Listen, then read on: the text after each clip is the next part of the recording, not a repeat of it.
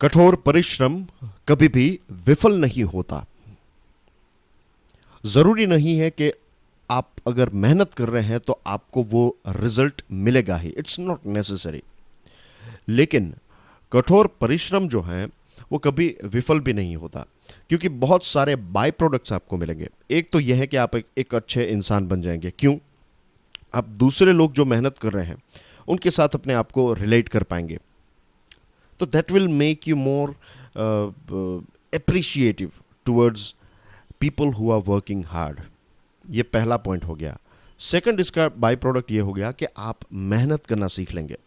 जब आप मेहनत करना सीख लेते हैं तो चाहे आप जॉब करें, प्रोफेशन में हो, चाहे आप बिजनेस खोलें, आप कभी भी मेहनत से नहीं घबराएंगे। और जब मेहनत से नहीं घबराएंगे तो दूसरे कॉम्पिटिटर से आपकी एक एज जो है वो थोड़ी हमेशा ज़्यादा ही रहेगी। तीसरी जो एक चीज़ मैं यहाँ पर ऐड करना चाहूँगा, and then will wrap it up, वो ये है कि आपके अंदर कॉन्फिडेंस बढ़ता जाएगा।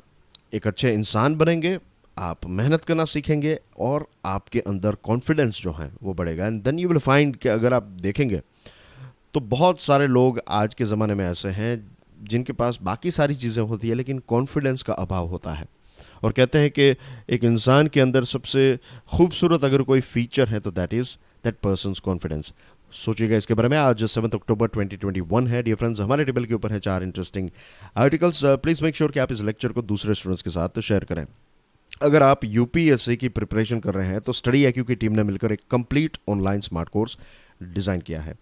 स्मार्ट कोर्स के बहुत सारे इंटरेस्टिंग फीचर्स हैं, सब्जेक्ट्स, डेमो वीडियो, प्राइज, सारी इन्फॉर्मेशन आपको हमारी वेबसाइट studyIQ.com या फिर हमारे मोबाइल ऐप के ऊपर से मिल जाएगी। तो आज ही डाउनलोड करें स्टडी IQ का मोबाइल ऐप। आज हमारे टेबल के ऊपर 2 आर्टिकल्स हैं, दोनों के दोनों जो हैं ये रोड एक्सीडेंट्स के ऊपर डिस्कशन और अलग अलग पॉइंट्स हम डिस्कस करने वाले हैं। बहुत ही इंपॉर्टेंट कॉन्सेप्ट है। सबसे पहले प्रश्न ये आता है कि रोड एक्सीडेंट्स जो हैं ये हमारे देश के लिए एक बहुत बड़ा चिंता का विषय क्यों है। दूसरी चीज़, हमें इसके बारे में चिंता क्यों करनी चाहिए। अलग अलग जो डिजीज़ हैं, जैसे कि हम कैंसर से घबराते हैं, एड्स से घबराते हैं, कोविड से घबरा जाते हैं, ये सारी चीज़ें हैं, लेकिन क्या हम रोड एक्सीडेंट्स को सीरियसली लेते हैं? I would say in general जिस प्रकार से चीज़ें चल रही हैं, जो फैक्ट्स हमारे सामने आ रहे हैं, आई वुड से कि हम ब्लाइंड हैं इस प्रॉब्लम को लेकर। हमने इसको कभी भी इतना सीरियसली नहीं लिया है और ना ही ले रहे हैं। It should be on the top list. जब भी इलेक्शंस हो रहे हों तो ये टॉप लिस्ट में होना चाहिए। आपको पानी मिलेगा, आपको बिजली मिलेगी, इंटरनेट मिलेगा, ये सारी चीज़ें, लॉ एंड ऑर्डर, इन सारी चीज़ों के साथ साथ one of the most important thing for your survival is कि हमारे शहर में, हमारे देश में, हमारे राज्यों में, हमारे हाईवेज़ के ऊपर, स्टेट हाईवेज़ के ऊपर एक्सीडेंट्स ना के बराबर हों या फिर ना हो। जस्ट इमेजिन 2020 का ये आंकड़ा देखिए। During 2020, even with severely disrupted mobility because of lockdown, of course, due to COVID-19, National Crime Records Bureau data shows 1,33,715 lives were lost in 1,20,716 cases attributed to negligence relating to road accidents. मेरे एक बहुत ही अच्छे friend हैं, उनके father के साथ भी कोविड-19 के टाइम पर उनका एक्सीडेंट हुआ। वो एक बहुत ही अच्छी सोसाइटी में रहते हैं। लॉकडाउन चल रहा है, वो सुबह 6:30 बजे वॉकिंग के लिए निकले थे और पैक्ड सोसाइटी है, ऐसी सोसाइटी जहाँ पर एक मीन्स अंदर जाने के लिए एक बड़ा सा गेट है। ऐसा नहीं है कि वहाँ पर जो जनरल ट्रैफिक है वो वहाँ पर आपको देखने को नहीं मिलेगा, वहाँ पर रहने वाले लोग ही आपको देखने को मिलते हैं। तो वैसे भी ऐसी सोसाइटीज़ में ट्रैफिक कम रहता है और ऊपर से चल रहा था लॉकडाउन। तो मेरे फ्रेंड के पिताजी जो हैं वो ही was walking on a pedestrian route, जो फुटपाथ है वहाँ पर वो चल रहे थे। हुआ ये कि एक व्यक्ति जो है वो ऐसा स्कूटर लेकर जा रहे थे और उनके पीछे एक डॉग, एक कुत्ता जो है वो उसके पीछे भागा और ये जो मोटरसाइकिल चला रहे थे, स्कूटर चला रहे थे, वो इतने घबरा गए कि उनका बैलेंस जो है वो चला गया, वो गिर गए और उनका स्कूटर जो है वो जाकर मेरे फ्रेंड के पिताजी के साथ टकराया। उनको हेड इंजरी हुई, 2-3 दिन हॉस्पिटल में रहे एंड ही पास्ड अवे। उसके बाद I have seen my friend के उनके परिवार की हालत क्या हुई है। ऑल ऑफ द सडन ऐसी जब भी कोई चीज़ होती है, it's a very very big shock. It's not easy at all to digest this sort of unfortunate incidents. Just imagine कीजिए कि लॉकडाउन के टाइम पर हमारे देश में 1,33,715 लोगों की जान चली गई बिकॉज ऑफ रोड एक्सीडेंट्स. कल हम बात कर रहे थे, ऑफिशियली कोविड का आंकड़ा गिने तो कितने लोगों की मृत्यु हुई है? 4,50,000 लोगों की मृत्यु कोविड की वजह से हुई है. 4,50,000. और एक्सीडेंट की वजह से कितने लोगों की मृत्यु होती है हर साल? ये तो कोविड के टाइम पर थोड़ा कम आंकड़ा है, आगे हम देखेंगे. एवरी ईयर हमारे देश में 1.5 लाख, 1,50,000 से भी ज़्यादा लोगों की मृत्यु रोड एक्सीडेंट्स की वजह से होती है. टेररिस्ट की वजह से जितने लोग नहीं मरते हमारे देश में, उतने लोग पॉट होल्स, रोड पर जो खड्डे हैं, उसकी वजह से उनकी मृत्यु होती है. कुछ दिनों पहले मैंने आपको ऐसा भी एक एग्जाम्पल दिया था, रियल लाइफ एग्जाम्पल. इंजरीज की बात करें, पता है कितने लोग हर साल रोड एक्सीडेंट्स की वजह से इंजर्ड होते हैं? 4,50,000 जितने लोग. और ये जनरल इंजरीज हैं. इसमें उन इंजरीज का डेटा अगर आप पढ़ेंगे देन यू विल फाइंड कि हर साल लेट्स से 20,000 50,000 जितने लोगों को हेड इंजरीज होती है, परमानेंट डिसेबिलिटीज होती है. उनका जीवन जो है वो हमेशा के लिए बर्बाद हो जाता है. वो जिंदा तो बच पाते हैं लेकिन मरने से भी ख़राब हालत जो है वो उनकी हो जाती है बिकॉज ऑफ हेड इंजरीज, या फिर किसी की आंखें चली गई, किसी के हाथ पांव कट गए, ये सारी चीज़ें. और फिर मेडिकल एक्सपेंसेस और इन सारी चीज़ों की वजह से उनकी जॉब चली जाती है, बिजनेस बंद हो जाता है, इनकम बंद हो जाती है. एक पूरा परिवार जो है वो बर्बाद हो जाता है बिकॉज ऑफ रोड एक्सीडेंट्स. तो ये कुछ फैक्ट्स अगर हम समझ लें तब पता चलता है कि हमारे देश का सबसे बड़ा अगर कोई दुश्मन है, सबसे ज़्यादा लोगों की मृत्यु की कोई रीज़न है हमारे देश में, ये जो डिज़ास्टर या फिर जो सडन मृत्यु हो जाती है, या फिर गरीबी में वृद्धि लाने का काम जो है वो एक बहुत बड़ा काम जो है वो रोड एक्सीडेंट्स करता है. और फिर हमारी जीडीपी को जो नुकसान होता है, इकोनॉमी को जो नुकसान होता है, उन सारी चीज़ों को अगर आप कैलकुलेट करेंगे तो आंकड़ा बहुत ही ज़्यादा बढ़ जाता है.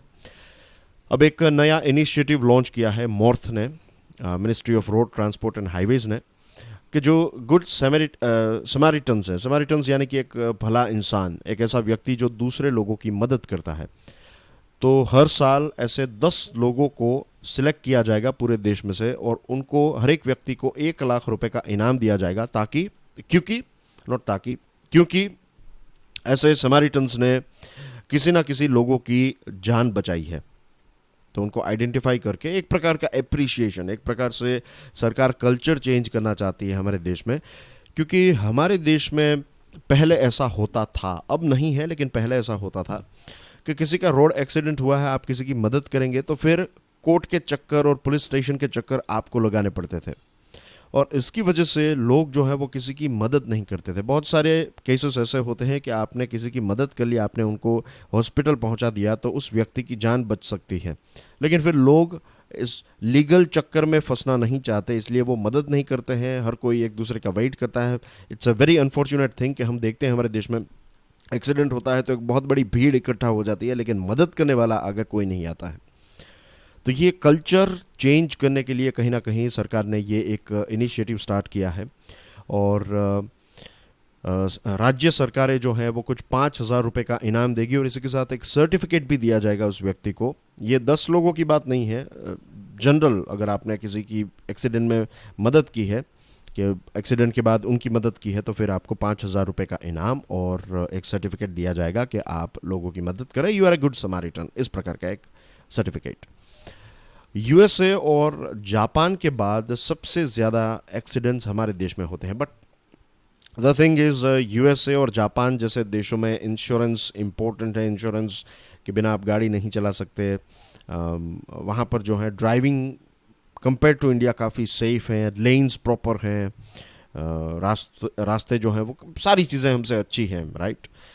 लेकिन आंकड़ा क्यों ज़्यादा है? क्योंकि वहाँ पर केसेस रजिस्टर होते हैं. हमारे देश में तो बहुत सारे ऐसे एक्सीडेंट्स के केस जो हैं वो रजिस्टर ही नहीं होते. जब इंश्योरेंस क्लेम करने की बात होती है तब केसेस रजिस्टर होते हैं. वहाँ पर तो छोटे बड़े सारे जो क्रैशेस हैं सभी रजिस्टर होते हैं, लेकिन ज़्यादा केसेस होने के, ऑफिशियली बुक के ऊपर ज़्यादा केसेस होने के बावजूद भी अगर आप मृत्यु के आंकड़ों को देखेंगे, देन यू विल फाइंड कि यूएसए और जापान में भले ही एक्सीडेंट ज़्यादा हो रहे हो, लेकिन लोगों की मृत्यु इतनी ज़्यादा नहीं हो रही है जितनी हमारे देश में हो रही है। Under the motor vehicles law, a good Samaritan voluntarily helps an accident victim with no expectation of payment or reward and has no legal obligation to record his involvement or aid the investigation in the case. क्या आप किसी की मदद कर रहे हैं, आपको कोई पैसों की लालच नहीं है, आप बस हेल्प करने के इरादे से उस व्यक्ति की मदद कर रहे हैं, और फिर आप किसी भी केस में जो है आपका इन्वॉल्वमेंट अगर आप नहीं देना चाहते तो फिर आपको कोई घसीटेगा नहीं, आपको कोई पुलिस या लो जो है वो आपको फोर्स नहीं कर सकता कि आप बताइए कि आपने क्या देखा था एक्सेट्रा। अगर आप उसमें भी हेल्प करना चाहते हैं देन यू कैन हेल्प, लेकिन उसमें ऐसा नहीं है कि आपको पुलिस स्टेशन के और कोर्ट के चक्कर काटने पड़ेंगे। लेकिन फिर भी एक डर जो है वो ज़्यादातर लोगों के अंदर इस चीज़ को लेकर है। What we need is scientific road design की आवश्यकता है, अच्छे स्टैंडर्ड्स की आवश्यकता है, और ख़ास करके जो एनफोर्समेंट है इसमें ज़ीरो टॉलरेंस होना चाहिए। फिर मेरे चाचा, मेरे रिश्तेदार पुलिस में एक अच्छी ड्यूटी मीन्स अच्छी पोजीशन के ऊपर हैं, कलेक्टर हैं, एमएलए हैं, एमपी हैं, ये सारी जो पहचान वाला जो कल्चर है, गलतियां भी कर रहे हैं और फिर पहचान निकाल कर चले भी जाते हैं। ये एक कल्चर जो है कि एक नियो वीआईपी कल्चर जो डेवलप हुआ है हमारे देश में, इसकी वजह से भी एनफोर्समेंट जो है वो प्रॉपर नहीं हो पा रहा है।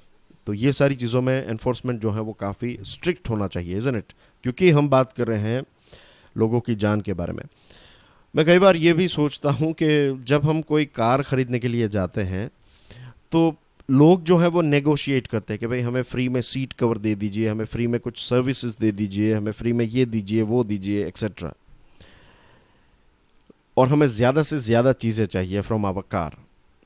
लेकिन कार के सीट बेल्ट जो हैं वो आपने उसकी प्राइस भी पे की है, एक बहुत ही इंपॉर्टेंट सेफ्टी फीचर भी है, लेकिन लोग जो हैं वो सीट बेल्ट नहीं पहनते। तो इट्स वेरी अनफॉर्चुनेट। अगर आप पीछे भी बैठे हैं then as well it is better कि आप सीट बेल्ट पहने, आपको लगेगा कि दिस इज़ नॉट। बट अगर कार जो है वो एक्सीडेंट होता है या फिर कार जो है वो पलटी खा जाती है, तो सीट बेल्ट अगर पहना है तो आप चांसेस काफ़ी बढ़ जाएंगे कि आप दरवाज़ा खोलकर नीचे फिर उतर पाएंगे। सीट बेल्ट नहीं पहना है, हेड इंजरी आ जाएगी, योर गेम इज़ ओवर। तो ये चीज़ें हैं।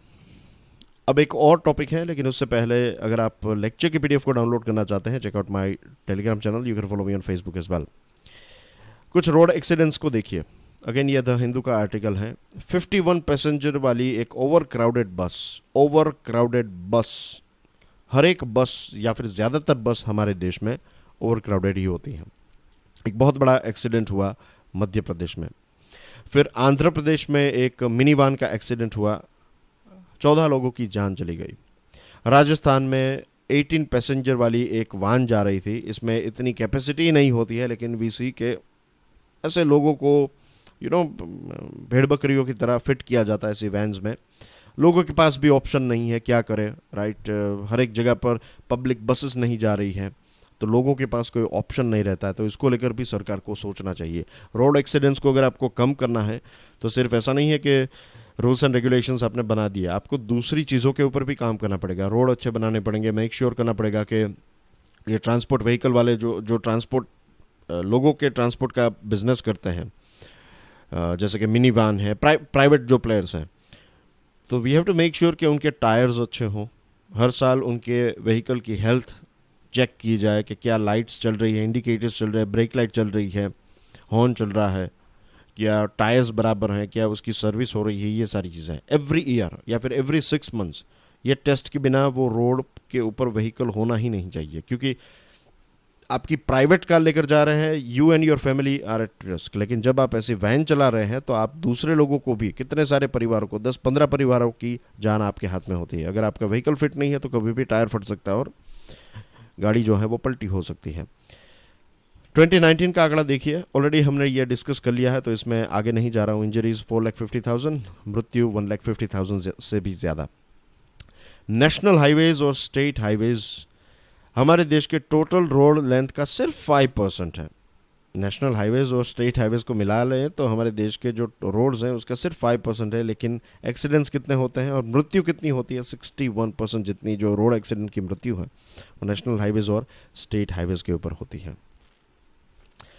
नितिन गडकरी साहब ने ये कहा है कि फेटालिटी की बात करें, मृत्यु की बात करें, तो हमारा देश, हमारे रोड्स जो हैं वो दुनिया में नंबर 1 है, which is very bad for us.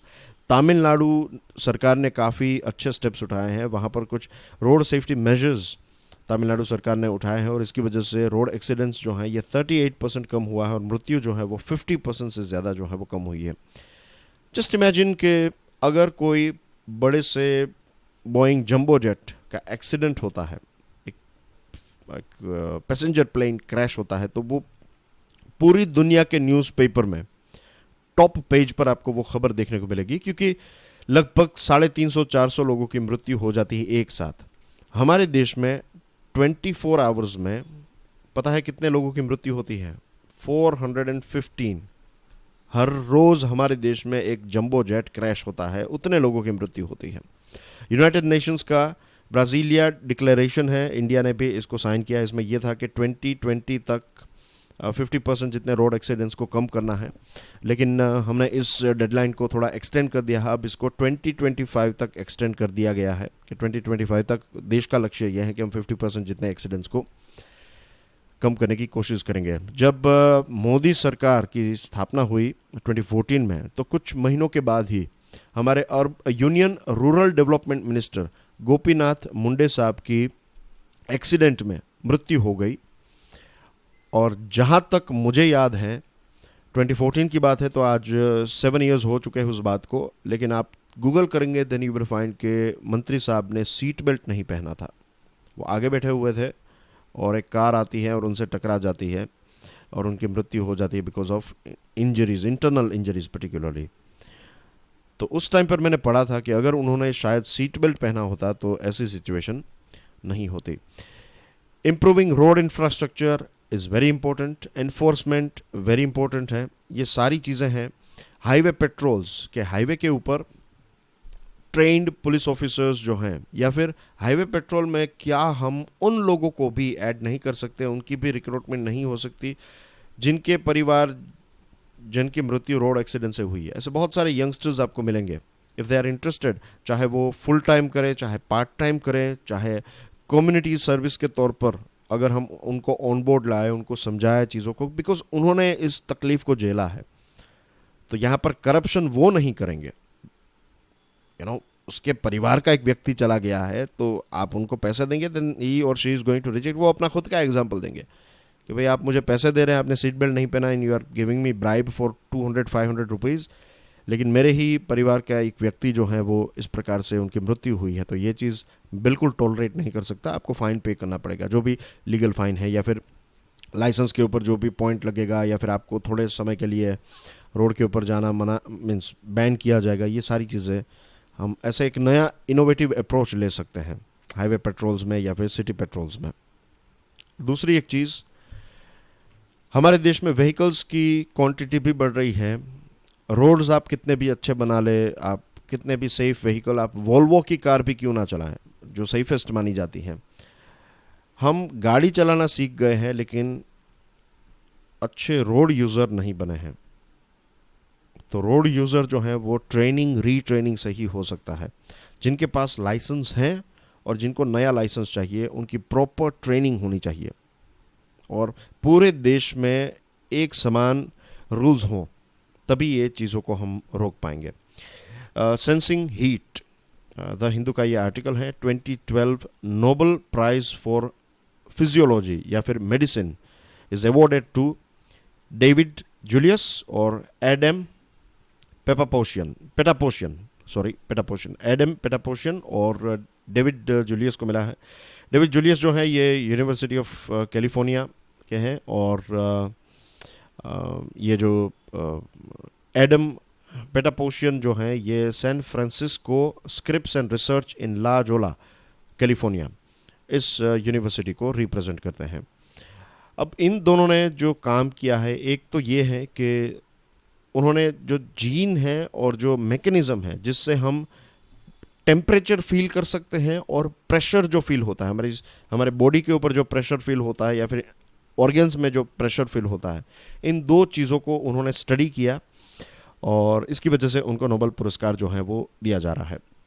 Nobel पुरस्कार की जो इंटरेस्टिंग चीज़ है वो ये है कि बहुत ही जो सिंपल चीज़ें हैं, हमें लगता है ये तो बहुत ही सिंपल चीज़ें हैं, हमें तो पता है कि अगर हम गर्म चीज़ों के पास अगर कहीं पर आग है तो आप नज़दीक जाएंगे then you will feel the heat, right. अगर आप कोई रेफ्रिजरेटर के पास जाएं then you will feel a little bit cold.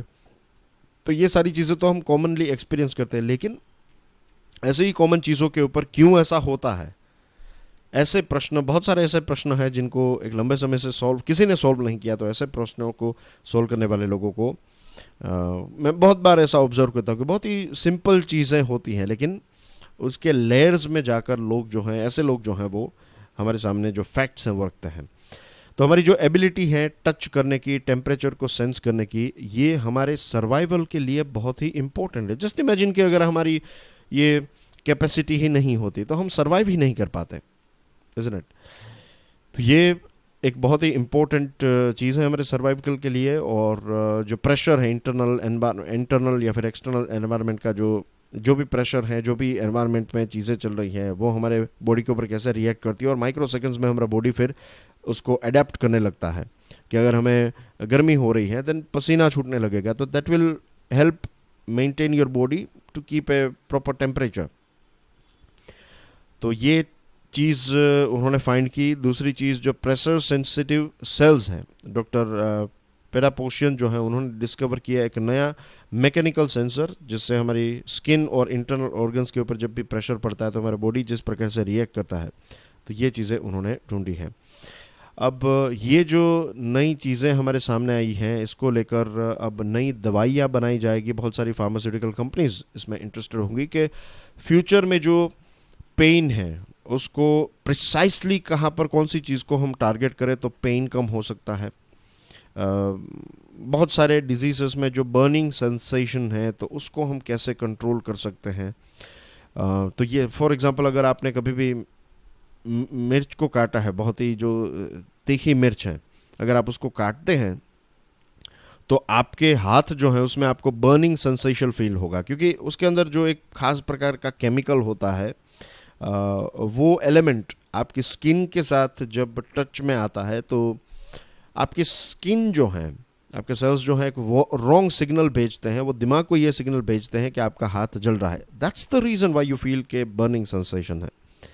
वरना जेन्युइनली मीन्स एक्चुअली आपका हाथ जो है वो जल नहीं रहा है, लेकिन आपको फील तो ऐसा ही होगा कि आपका हाथ जल रहा है। तो ऐसे जब बिच्छू किसी को काट लेता है तब इससे भी multiplied by may be 10 may be 100 times ऐसा ज़्यादा बर्निंग सेंसेशन होता है।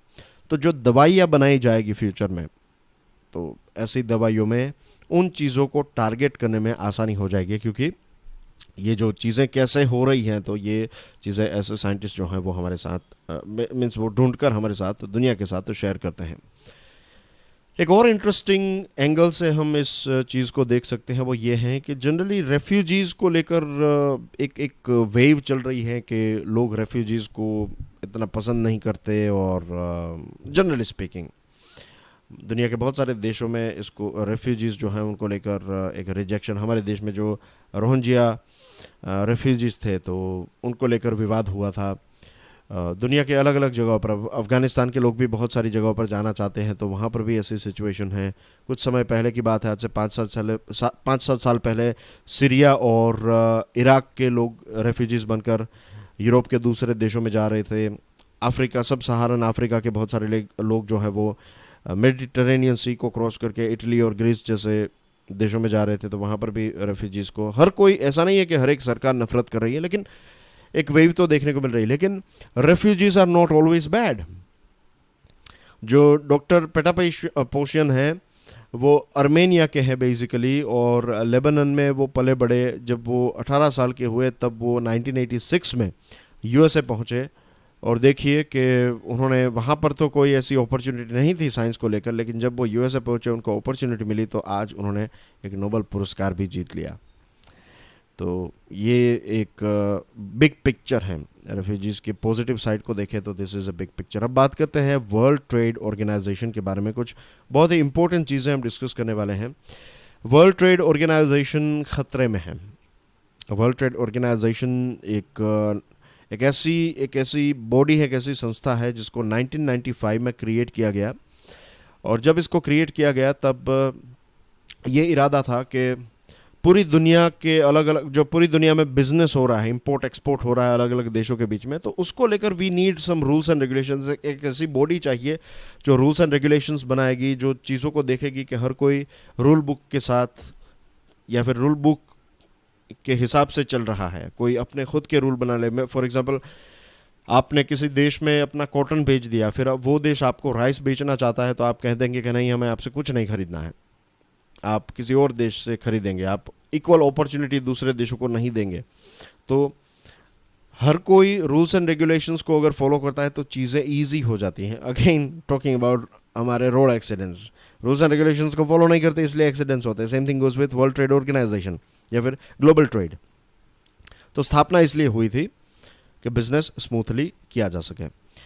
आने वाले समय में एक जिनीवा में मीटिंग होने वाली है, WTO ministerial meeting, and let's hope कि ये जो नेक्स्ट मंथ की मीटिंग है इसमें WTO के साथ जुड़े हुए जो प्रॉब्लम्स है वो सॉल्व करने की कोशिश की, वरना फिर WTO जो है वो एक समय पर डेड हो जाएगा, मृत्यु हो जाएगी WTO की।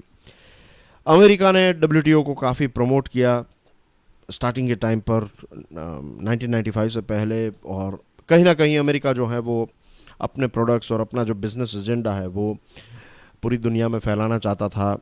ये भी बात बताई जाती है कि this was one of the reason why USA was promoting it. But anyway, दुनिया को एक नई बॉडी मिली। आज पकड़ लीजिए कुछ 25 सालों के बाद यही यूएसए जो है वो WTO में से यूएसए का इंटरेस्ट बिल्कुल ख़त्म हो गया है।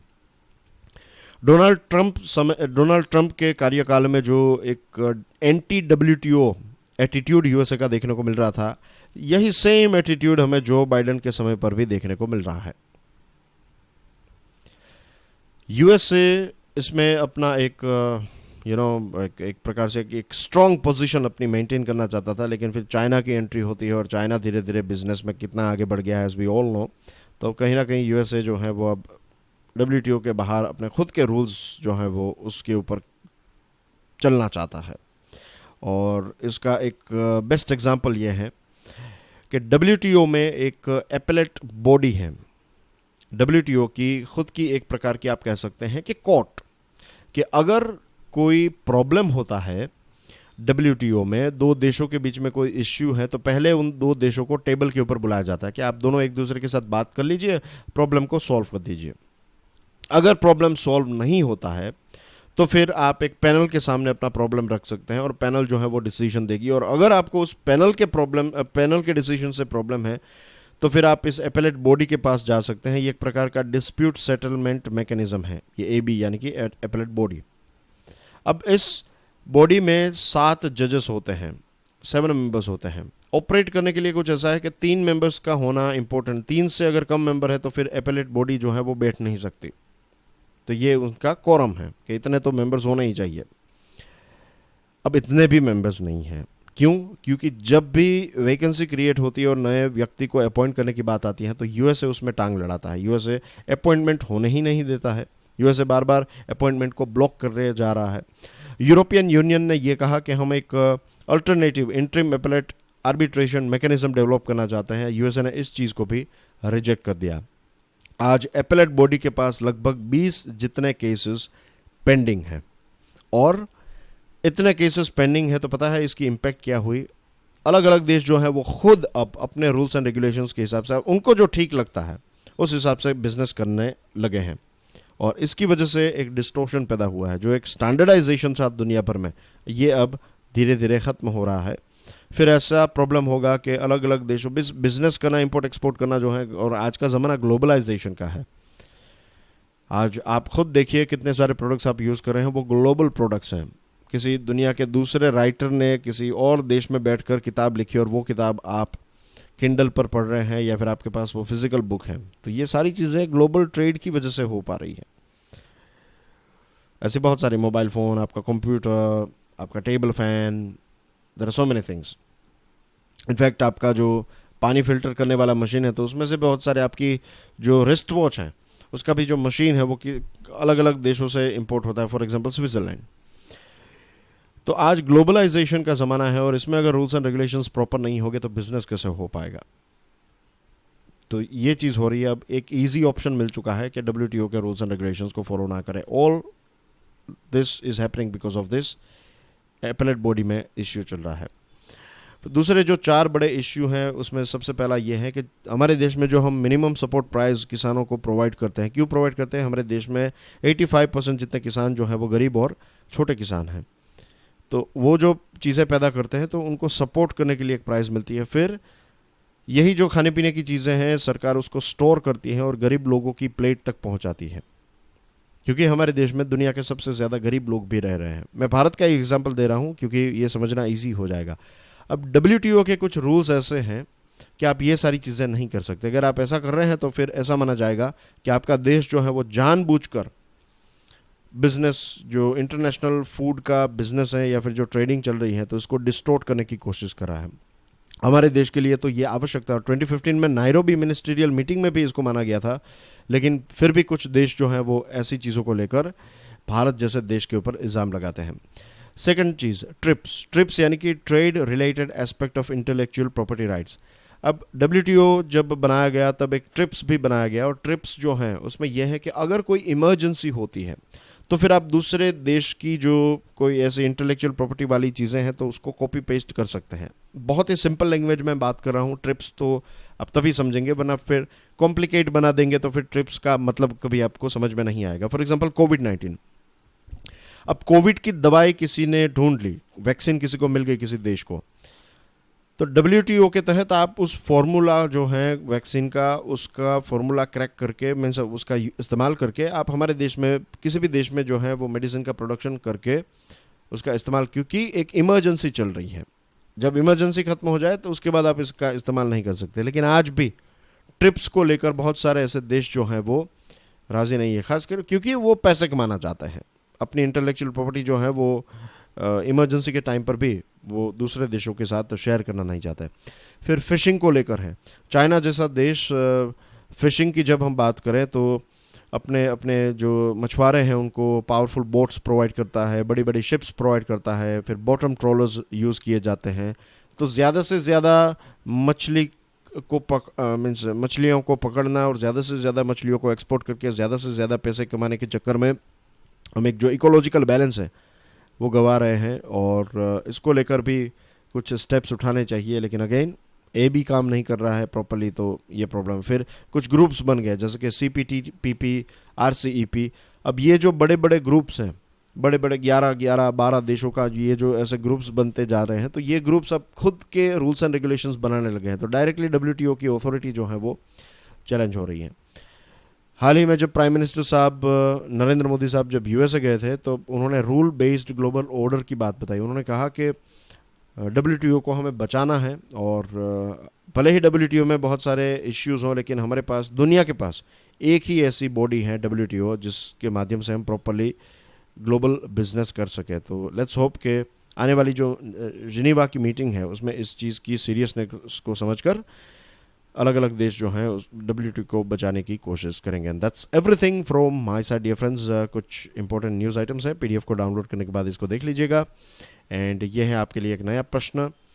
प्लीज़ मेक श्योर कि अगर आपने यहाँ तक लेक्चर देखा है, तो पूरा लेक्चर देखा है, तो प्लीज़ मेक श्योर कि आप इसको दूसरे स्टूडेंट्स के साथ शेयर करें। वीडियो पसंद आया तो हिट द लाइक बटन, हमारी चैनल को सब्सक्राइब करना ना भूलें। And I will see you tomorrow 8 AM। Till then enjoy your studies. God bless you all. जय हिंद।